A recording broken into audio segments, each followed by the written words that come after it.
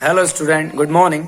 आज हम poem number 3 on Shakespeare 1630 जो कि जॉन मिल्टन की है, इसको पढ़ने जा रहे हैं। कल मैंने आपको इसका पैराफ्रेज सुनाया था, पढ़ करके आप उसको घर पे कई बार पढ़ सकते हैं। जितनी बार प्रॉब्लम उतनी बार पढ़ के देख सकते हैं। एक बार अपन पोएम को पढ़ेंगे, आज से स्टार्ट करेंगे। आपको समझ में आ गया होगा।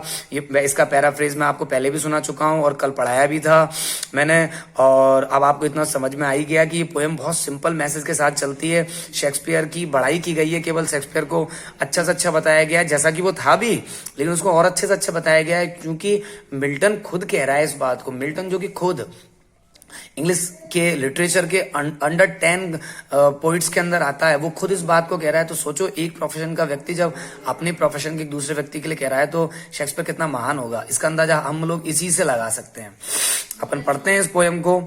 वॉट शेक्सपियर के लिए मिल्टन पहली लाइन से स्टार्ट करके कहता है। मिल्टन कहता है वॉट, यहां पर वॉट का मतलब क्या नहीं होकर के अर्थ रखना पड़ेगा हमको क्यों। वॉट का मतलब है यहां पर क्यों, जैसा कि इस पेज के बैक में लिखा हुआ है। मैं आपको दिखा सकता हूं इस तरीके से। वो साइड में नहीं है तो एक साथ कंटिन्यू आप देख पाते हैं। वॉट का मतलब ग्लोसरी दी है मैंने बैक में, वो मैं जो आपको पढ़ के सुनाऊंगा ऐसे ही पढ़ाता जाऊंगा। वॉट का मतलब है वाई, यानी इस पोएम के अंदर इसका अर्थ निकलेगा वाई। मैंने आपको पहले ही बताया है कि पोइट्री के अंदर किसी भी वर्ड का कोई भी मीनिंग निकल सकता है। वैसे वर्ड का मतलब क्या होता है, लेकिन इस पोएम के अंदर यहाँ पर ये क्यों का सेंस में काम कर रहा है। मिल्टन प्रश्न पूछ रहा है बिल्कुल प्लेनली। मिल्टन कहता है व्हाट, क्यों। अर्थ तो इसका क्या होता है, लेकिन यहाँ पर अर्थ निकलेगा क्यों। क्यों नीड्स आवश्यकता है। मिल्टन कहता है क्यों आवश्यकता है। माई शेक्सपियर, मेरे शेक्सपियर के लिए। देखो कितना पॉजिटिव हो रहा है मिल्टन यहाँ पर, बिल्कुल अधिकारात्मक भावना के साथ कह रहा है मेरा शेक्सपियर, यानी कितना लगाव के साथ वो मिल्टन शेक्सपियर को एड्रेस कर रहा है। शेक्सपियर के लिए कह रहा है व्हाट नीड्स, क्या आवश्यकता है, क्यों आवश्यकता है। माय शेक्सपियर, मेरे शेक्सपियर के लिए। फॉर हिज ऑनर्ड बॉन्स, उसकी ऑनर्ड मतलब होता है सम्मानित, और बॉन्स यानी हड्डियां होता है, लेकिन यहाँ पर है एशेज, यानी कि स्मृति चिन्ह, जो अस्थि कलश जो हम बोलते हैं। मैं पेज के बैक में आपको दिखाता हूँ। ऑनर्ड का मतलब है highly respected. Honoured highly respected मतलब उच्च सम्मानीय। बॉन्स मतलब ऐसे हड्डियां होता है, लेकिन यहाँ पर इसका मतलब है, मैंने लिख के दिया है हेयर ब्रैकेट में, इसका मतलब है एशेज मतलब मृतक के जो अवशेष होते हैं, अस्थि कलश जिसको अपन बोल सकते हैं, अस्थियां जो होती हैं वो, इस तरीके का। तो दोबारा पढ़ते हैं। व्हाट नीड्स, क्या आवश्यकता है। माई शेक्सपियर, मेरे शेक्सपियर के लिए, या क्यों आवश्यकता है मेरे शेक्सपियर के लिए। फॉर हिज ऑनर्ड बोन्स, उसकी सम्मानित अस्थियों के लिए क्या आवश्यकता है, क्या जरूरत है उसकी, कोई जरूरत नहीं है। मिल्टन कह रहा है इस तरीके से, द लेबर, जो परिश्रम है, ऑफ एन एज, एक युग का, अर्थात इन पाइल्ड स्टोन मतलब है टूम, मकबरा।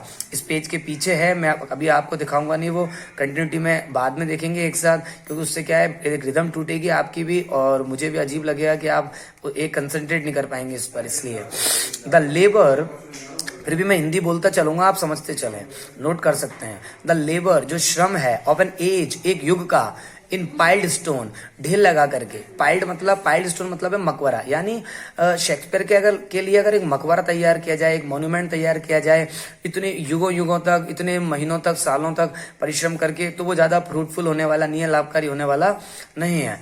क्यों नहीं है वो आपको अपन ने पैराफ्रेज पढ़ा था, उसमें क्लियर हो गया था, आगे आएगा। और दैट इज हेलाउड, और जो उसके हेलाउड मतलब होता है पवित्र, और जो उसके पवित्र रेलिक्स है, रेलिक्स मतलब अवशेष, शुड बी हिड, क्या वो छिपाए जाने चाहिए। मिल्टन प्रश्न पूछ रहा है प्लेनली, क्या उसके अवशेषों को छिपाए जाने की आवश्यकता है। अंडर ए स्टायरी पॉइंटिंग पायरामिड, यानी कि अंडर, नीचे, स्टायरी पॉइंटिंग का मतलब है बहुत ऊंचे। आप जानते हैं, बहुत जनरल सी बात है, आसमान बहुत ऊंचा है जमीन से। क्या इस विशाल आसमान के नीचे, तारों से सजा हुआ जो आसमान है उसके नीचे जो पिरामिड बने हुए हैं, क्या उनके नीचे शेक्सपियर के अवशेषों को छिपाए जाने की आवश्यकता है। यहाँ पर एक जानकारी मैं आपको देना चाहूंगा। आप जानते होंगे जो पिरामिड होते हैं, जिसको इंग्लिश में पायरामिड बोलते हैं, जो पिरामिड होते हैं, मिस्र की कला है। मिस्र को इंग्लिश में इजिप्ट कहते हैं, जैसा कि हम कंपलसरी इंग्लिश में पहला पार्ट पढ़ेंगे, वहां हम पढ़ेंगे मिस्र के बारे में थोड़ा वाटर वाले पार्ट में। अभी हम इसी कंटेंट पे रहते हैं। तो मिस्र की कला है ये। तो मिस्र में पिरामिड बनाए जाते थे, तो वो ऐसे ही डेड पर्सन्स के रेलिक्स को छुपा के रखने के लिए भी उनका निर्माण किया जाता था।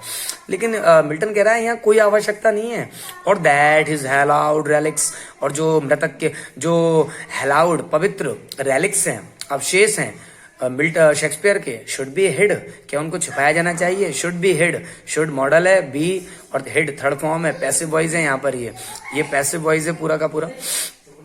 क्या उन अवशेषों को छुपाए रखने की आवश्यकता है? अंडर ए स्टायरी पॉइंटिंग पायरामिड, उन आसमान छूते हुए पायरामिड के नीचे, यानी विशाल आसमान के नीचे आगे बढ़ाई कर रहा है मिल्टन शेक्सपियर की। कहता है डियर सन ऑफ मेमोरी। अरे मिल्टन शेक्सपियर जो है ना, वो तो डियर सन है, प्रिय पुत्र है, और मेमोरी यादों का, ग्रेट एयर वो महान उत्तराधिकारी है, ऑफ फेम प्रसिद्धि का, यानी कि ये दो एडजेक्टिव प्रदान किए हैं, विशेषण प्रदान किए हैं, दो ट्रिब्यूट दिए कि शेक्सपियर जो है ना, वो तो यादों का राजा है, यादों का राजकुमार है, और वो तो उत्तराधिकारी है प्रसिद्धि का, अर्थात प्रसिद्धि तो उसके लिए एक सिंहासन के तौर पे है, प्रसिद्धि तो मिलेगी उसे।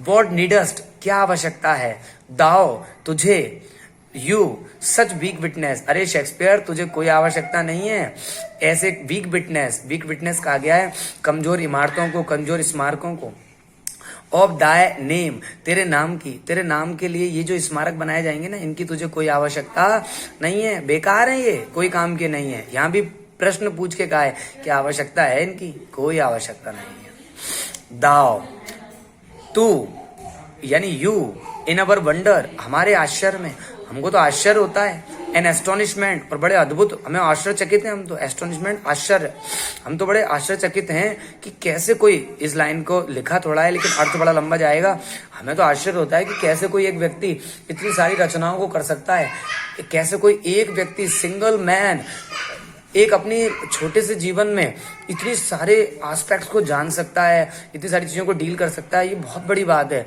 कैसे तुम इतना कर पाए, ये हमारे लिए आश्चर्य है।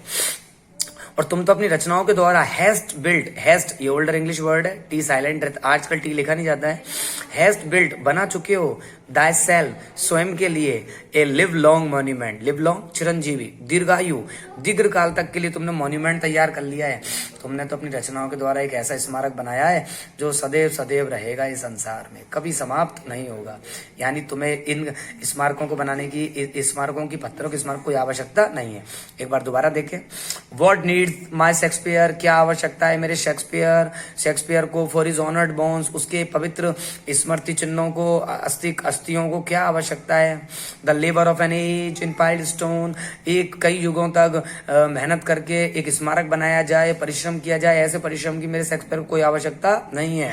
और दैट इज हैलाउड रेलिक्स, और उसके पवित्र अवशेष जो हैं, जो उसके अस्थि के रूप में जो बचे हुए हैं, अस्थि कलश जो ऐसा भारत में रखा जाता है उसके रूप में जो बचे हुए हैं, शुड बी हिड, क्या उनको आवश्यकता है छिपाए जाने की, अंडर अ स्टायरी पॉइंटिंग पिरामिड, क्या एक आसमान छूते हुए जो पिरामिड होते हैं, मिस्र की जो कला है उनके नीचे छुपाए जाने की आवश्यकता है क्या। फिर शेक्सपियर एक मिल्टन टर्न लेता है और सीधा बढ़ाई करता है, कहता है dear son of memory, great heir of fame, Shakespeare तू तो यादों का राजकुमार है, यादों का पुत्र है, ग्रेट ईयर ऑफ फेम, तू तो उत्तराधिकारी है प्रसन्नता का, प्रसिद्धि का, तुझे कोई आवश्यकता नहीं है। व्हाट नीडेस्ट, क्या आवश्यकता है, दाओ तुझे, सच वीक विटनेस, ऐसे कमजोर यादों की, कमजोर स्मृति चिन्हों की, ऑफ दाय नेम, तेरे नाम के, यानी ये स्मारक तेरे नाम के एक अच्छे प्रतीक चिन्ह नहीं होंगे। दाओ तू, इन अवर वंडर, हमारे आश्चर्य में, एंड एस्टोनिशमेंट, और आश्चर्य और अद्भुत आश्चर्य होता है हमको तो तेरी प्रसिद्धि को देख करके, हैज बिल्ड दाय सेल्फ, तू तो बना चुका है, ए लिव लॉन्ग, एक दीर्घायु मॉन्यूमेंट, स्मारक चिन्ह बना चुका है हमारे लिए। तो तेरी ये यादें, तेरी रचनाएं जो है ना, तेरी यादों का काम करेगी, ये रचनाएं कभी संसार से भुलाई नहीं जा सकती। इसलिए अरे स्मारक तो उन लोगों को चाहिए जिनके कोई कार्य इस स्मारक के द्वारा याद रखे जाते हैं।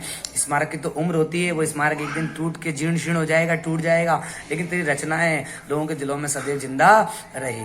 तो यहाँ तक हमने एक स्टेंजा देखा है। अगला स्टेंजा जो नीचे इस तरीके का आपको देखने में आ रहा है, जितना भी आपको दिख रहा है इतना ही स्टेंजा है, इसके बाद पोएम नहीं है, पूरा पेज खाली है। तो इस स्टेंजा को हम कल देखेंगे। इसको एक बार आप पढ़ें, रीड आउट करें। Okay, thanks for the day.